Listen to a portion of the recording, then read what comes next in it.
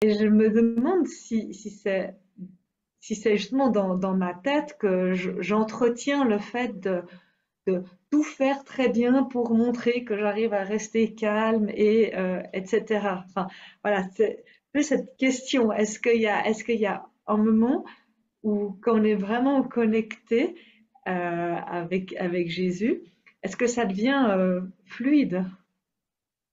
Bah, dans mon expérience, tout à fait. Moi, je dirais plus, c'est presque une façon très agréable d'être inconscient.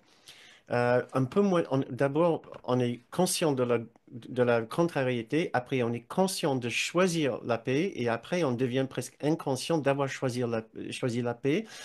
On est juste bien dans l'activité et c'est fluide, ça se passe. Mais ça ne veut pas dire qu'il ne va pas avoir des hicks, c'est juste quand il y a des hicks, ça se passe dans la fluidité aussi. Euh, je trouve que les travaux manuels, personnellement dans mon expérience, une salle de classe absolument fantastique. J'ai choisi d'être artisan dans le bâtiment, avoir été consultant dans des entreprises, justement pour cette raison, parce que je n'arrivais pas à approfondir, à passer mon temps assez à écouter mon esprit quand j'étais formateur. Et donc, j'ai eu une vie d'artisan dans le bâtiment pendant 15 ans et je bricole encore beaucoup.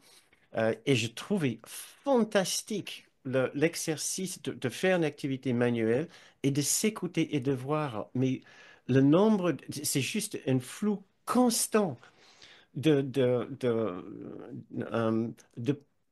soit d'exigence, soit de besoin. Il faut que ça soit comme ça se fait pas aussi vite, ça se fait aussi bien, ou ça ira, mais ça ira parce que j'ai baissé pas parce que c'est la paix de Dieu, mais parce que j'en ai marre.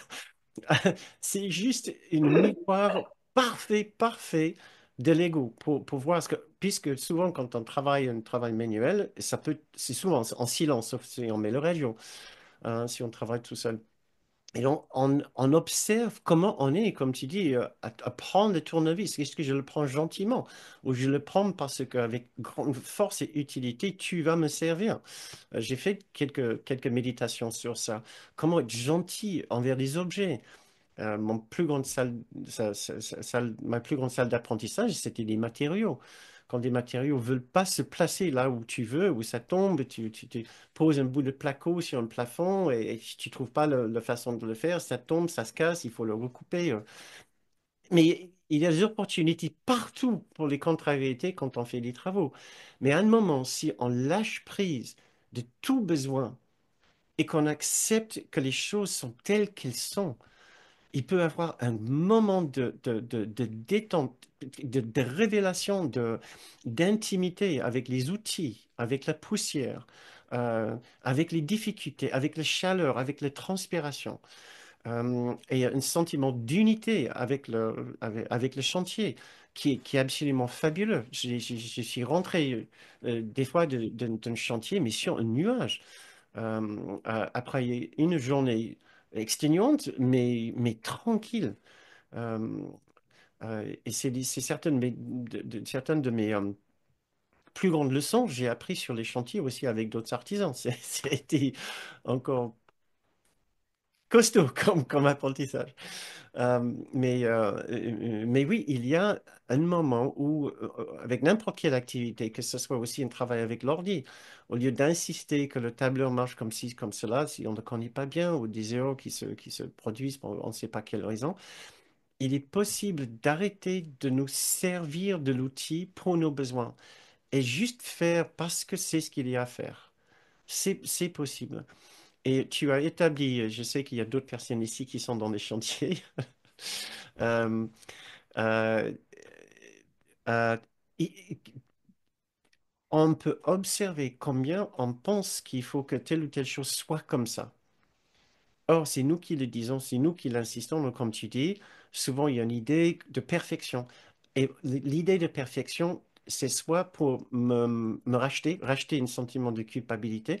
Les gens perfectionnistes, c'est souvent ça. Ils souffrent de beaucoup de culpabilité, d'autocritique, de haine de soi. Il faut que ça soit comme ça, sinon ça reflète sur mon imperfection. L'imperfection de ma maison, en fait, je ne supporte pas puisque c'est mon imperfection. que je vois projeté dehors.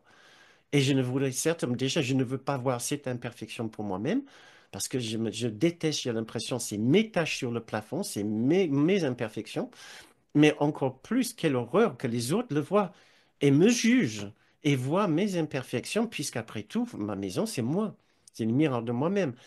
Donc, les chantiers, les maisons sont un miroir excellent pour faire ce genre de travail. Donc, sur ce, je ne sais même pas si j'ai répondu vraiment à ta question, mais